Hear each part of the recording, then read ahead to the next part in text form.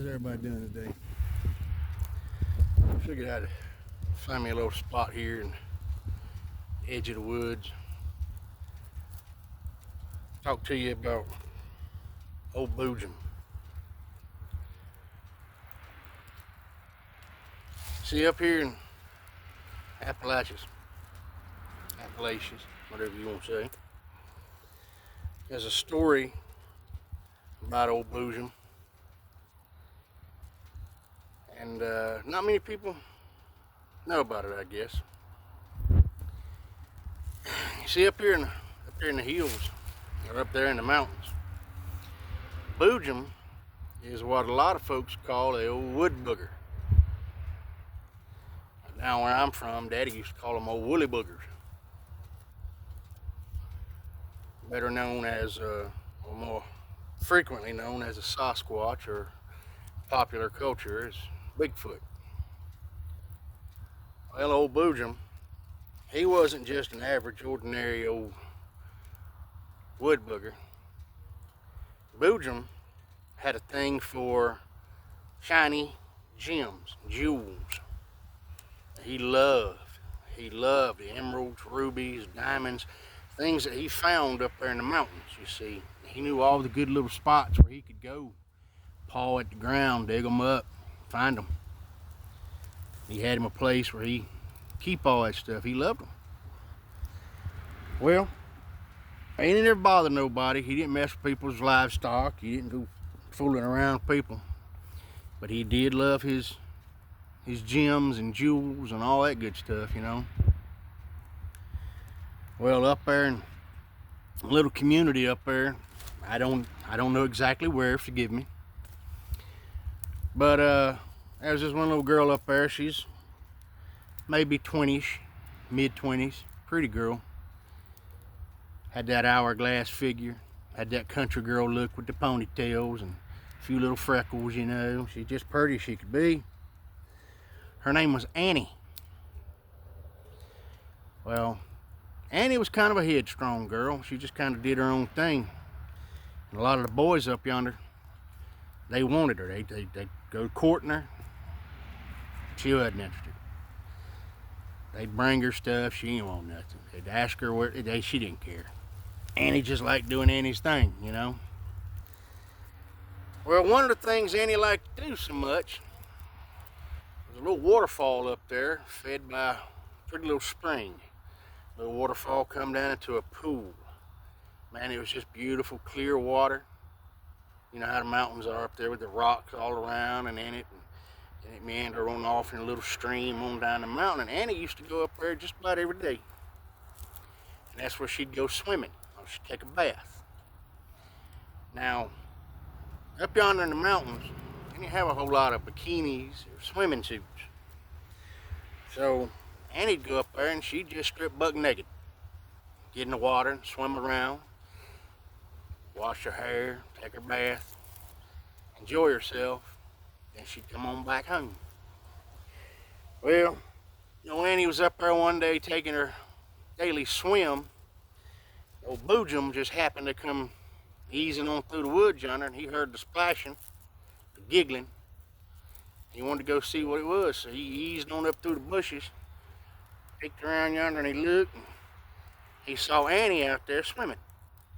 Well, all of a sudden, diamonds and rubies and emeralds, they weren't as pretty as what he was looking at. Now, Boojum, he become infatuated. And he watched her until she got out of the water, dried off, got dressed, and left. Well, next day, she come back. He eased on by that, heard her again. He eased on through there and got to looking, peeking. He saw her. You know, got to watching her. Well, that went on for however long it went on, maybe a couple weeks, maybe whatever, you know. And he was getting a little more and more bold each time because he was getting so infatuated. She was so beautiful, and he was so enthralled, and he just, oh my God. And while little Annie was out there swimming around naked, and he eased on out one day and he come out a little too far. instead of going behind the bushes and peeking through, he actually come around the bushes and eased on out there, get him a better look. And he saw him. Well, now you and me and most other folks would have covered themselves up and screaming, squalling, grabbed their stuff and ran for their life. Not Annie. No. No, Annie. She saw old Boojum standing there looking at her.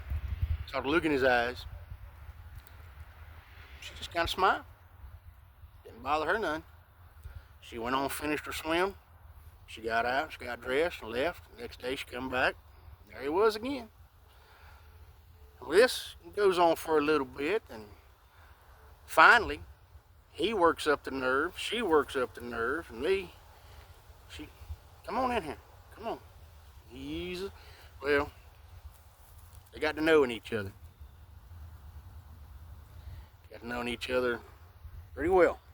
No, Annie, to Boojum's surprise, where most people would see him, they'd run off screaming, hollering, or try to shoot him. She didn't feel that. She enjoyed his company. She liked him. You know, she smiled, she'd giggle, she'd talk to him real sweet. Well, time progresses. They became an item. You know, old Boojum, old Bigfoot there, Annie, that pretty little girl, they got to be an item. They got to be a thing. Well, Boojum took her to his cave where he had his little place and showed her all of his gems, his diamonds, his jewels, all that beautiful stuff he'd accumulated, and she loved it, and she liked it there, and well, long story short, she ended up going to stay with him.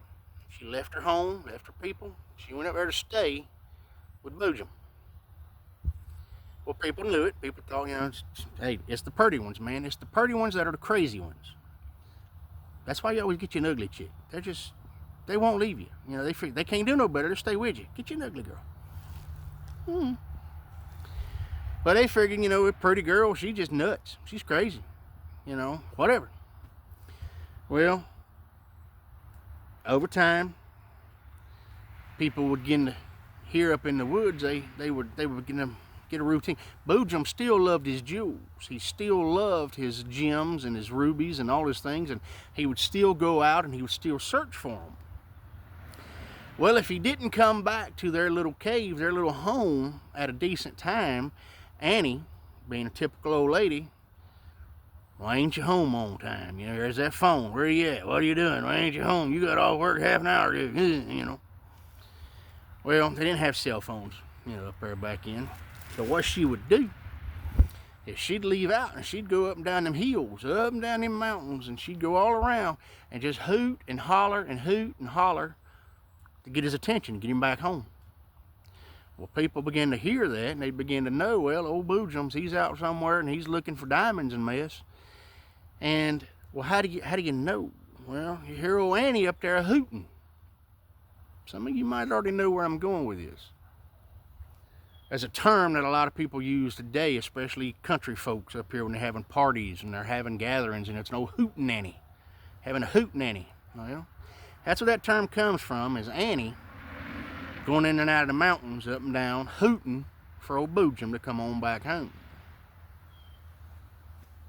Now you know a little bit of a story about one of the phrases, one of the terms that we use, Hootenanny, where it comes from, where it originated from.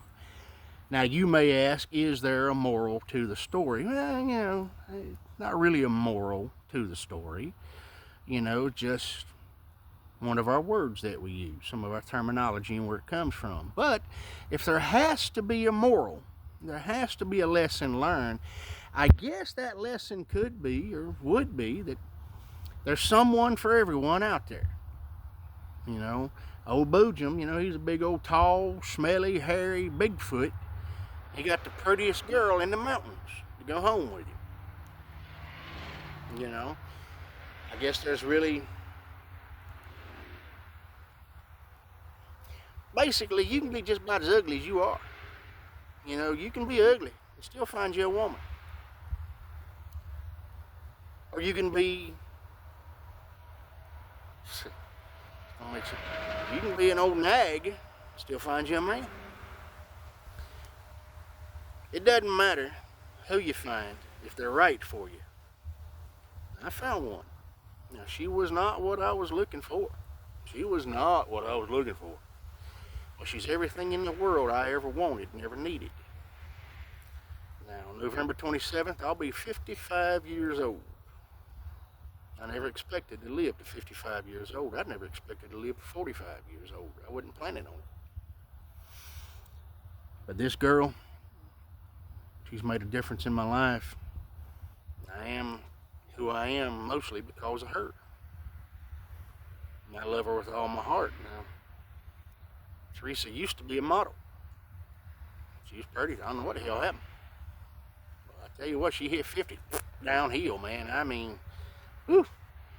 But she stuck with me this long. I reckon I'll stick with her. If you find you one, that you can go up and down with the mountains, up and down the mountains with. You find one that you can, somebody that's got some sand in them. Somebody that's got some staying power to them. Because life ain't easy. Marriage ain't easy. It can be ugly sometimes. If you get somebody that'll laugh with you, cry with you, stay with you, no matter what. Doesn't really matter what you look like. Doesn't really matter what you smell like. It's who you are. So you either continue to be who you are and hope for the best, or you make yourself better and you'll find better. I guess, Teresa and I are still together because no matter what I was, I got better. I don't know how to really say that any other way except, my birthday's coming up and I'm going to spend it with her. I'd rather be in the woods hunting. I'd much rather be hunting. But I'm going to spend it with her. Spend it with a bunch of weirdos and crazies. But I wouldn't have it any other way, even if I could go hunting. Old Hootenanny, she found the one that she wanted. Old Bojum, he found what he needed. And if there's a moral to that story other than just being kind of silly and being a little funny, then it is just hold on. The Lord will give you the one that he wants for you. He's got her set aside for him. He's got him set aside. And you'll cross paths with each other when he means for you to cross paths with each other. I'm not saying you have to lower your standards. I'm just saying open your eyes. All right. So I'm going to head on back to the house now before this phone starts ringing. My old lady begins, where you at? You just going to the store to get some pepperies. What are you doing? You've been gone too long. She does that mess. She just... But I'm going to get on out of here, folks. Till the next time, I love you. Hope the best for you. And if you don't know Jesus, here's my final thing I'm going to say before I cut this off at 14 minutes or so. If you don't know Jesus, get to know him, because he's coming back. Whether you're in a relationship or you're right by yourself, you're going to get left if you ain't right. So, get right. I love you.